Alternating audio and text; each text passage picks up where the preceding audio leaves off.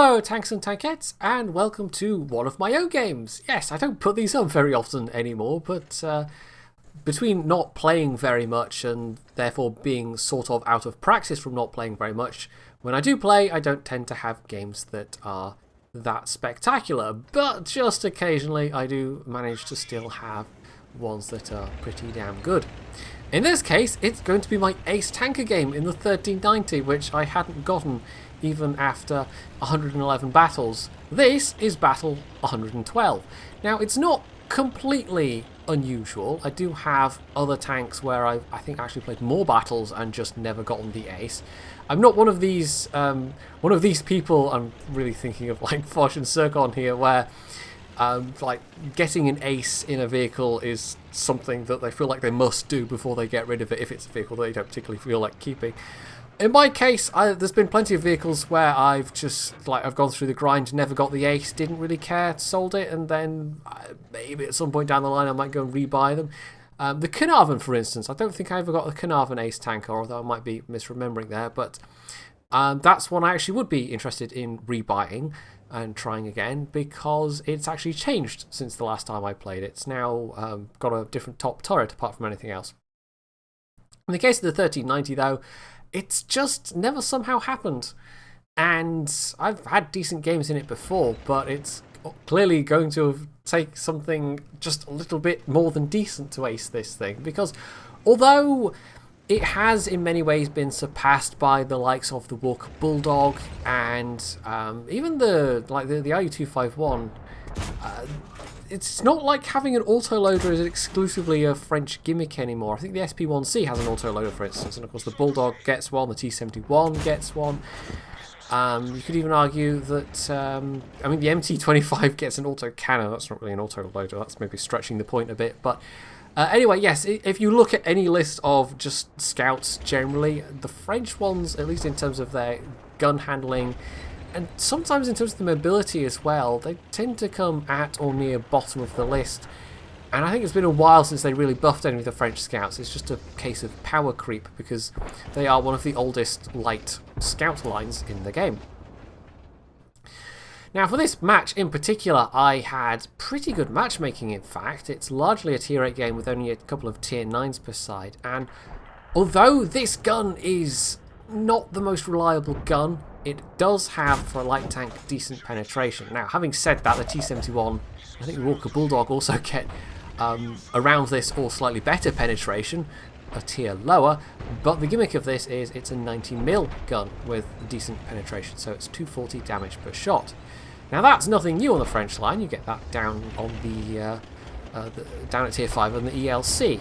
But of course the ELC has a very long reload with that gun, so it's quite difficult to go in and say kill artillery or whatever. When you've got a clip, that makes life a little bit different. However, it's the nature of this gun, just the handling of this gun, that you really have to sit still and aim and aim and aim. If you're running around emptying a clip, even if you're super close range and circle strafing somebody, the gun will troll you horribly. It's just the nature of this gun, and somewhat the nature of French guns generally. So it's not looking good so far. We've had a couple of tanks pushed down south. There's already a major enemy push on this side, which is, yeah, that's not so good. However, we did kill one of their tier 9s, the AMX 30. I set him on fire, and then the next shot from the Super Pershing set him on fire again, which is just... You might have caught that in the chat that I was empathizing slightly, because when stuff like that happens, you know, it's sheer RNG, but it's also massively infuriating.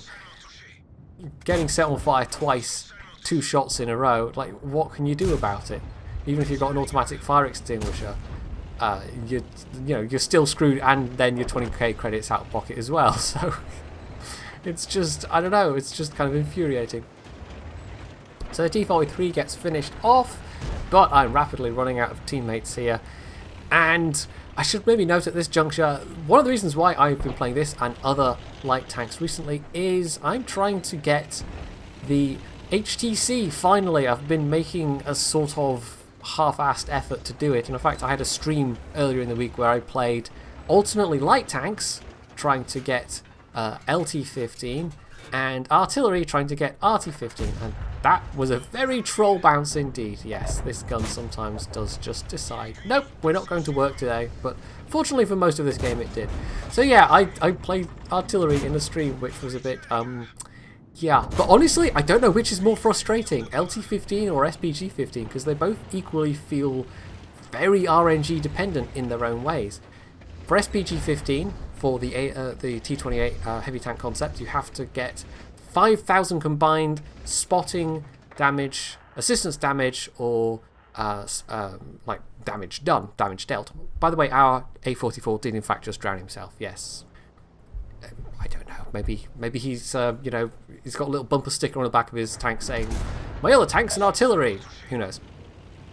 So yeah, for doing that combined total of 5,000, well, you either need a game where you do a buttload of damage, and this is by far the closest game I've come in all of my light tank games recently to actually getting the conditions, but I was still about, like, it's going to be mostly damage done. I'm already up to nearly 3,000 damage, but I'm going to get barely any spotting, and I don't even think I get any assistance damage out of this one.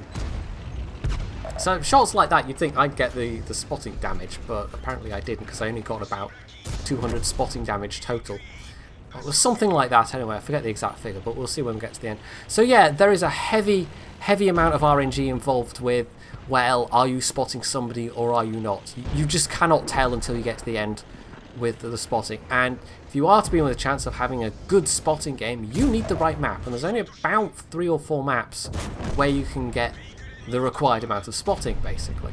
This was not one of them. And in that entire 3.5 hour stream I had, I didn't get a single one of them either.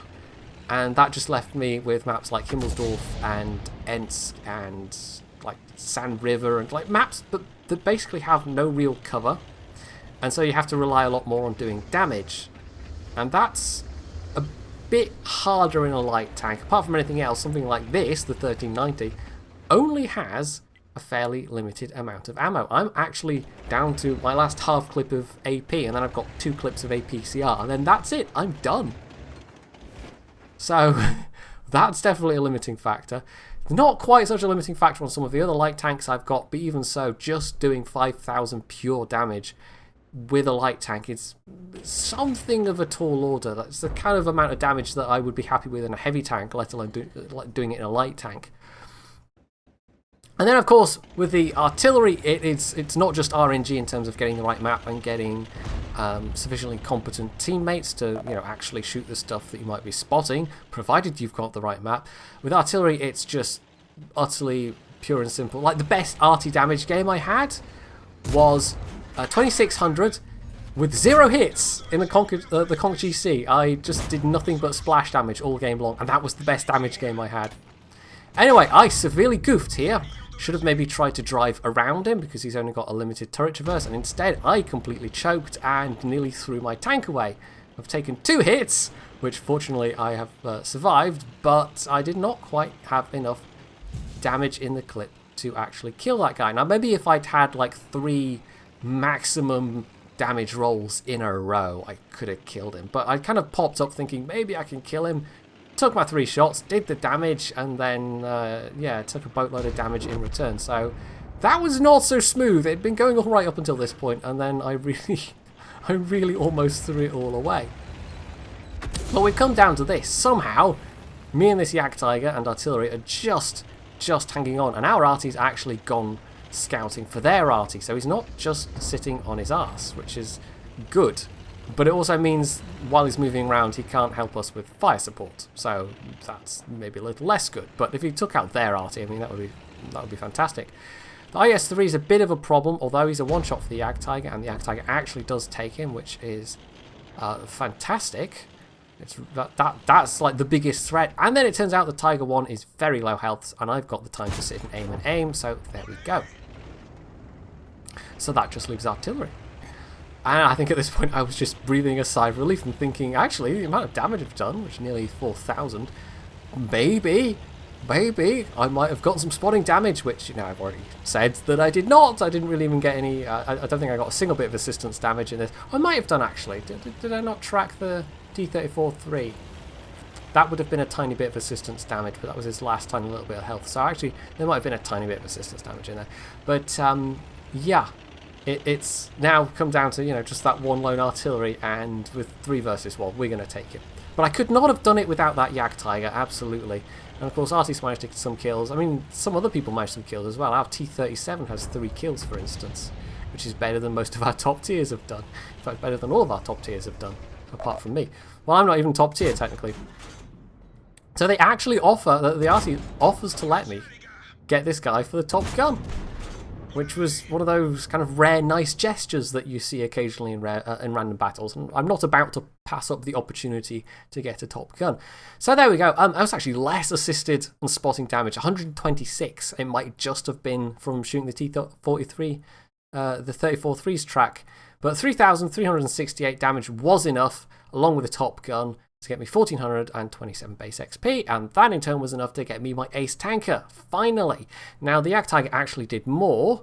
That T-37 actually, he probably got all the spotting damage, because he's got 3 kills, but he's only got 740 damage, so he must have had, even if it was only like 1,000 spotting damage, if I'd had 1,000 spotting damage, that would have been nice. That's the thing with doing the light tank missions as well. Like, if there's another light tank in your game, on your team, it's a complete toss-up who's going to get the actual spotting damage, and you then maybe end up having to do stupidly aggressive things to get to a position where you think you might get spotting damage, except most of the time that's probably going to go wrong. So yeah, I honestly could not tell you which is more frustrating, Light Tank 15 missions or the SPG 15 missions, because they both equally feel like you're at the mercy of RNG in some way. But there you go, I'm going to keep persisting, and maybe I'll get that HTC at some point, you know, half a year or more after everybody else has gotten theirs. Probably longer, in fact. Along the way, though, you know, I got this Ace Tanker game, so I can't complain too much. So if you've enjoyed this bit of gameplay, you can hit the like button, you can leave any comments below, you can sub to my channel if you haven't already, and as always, stay tuned for more.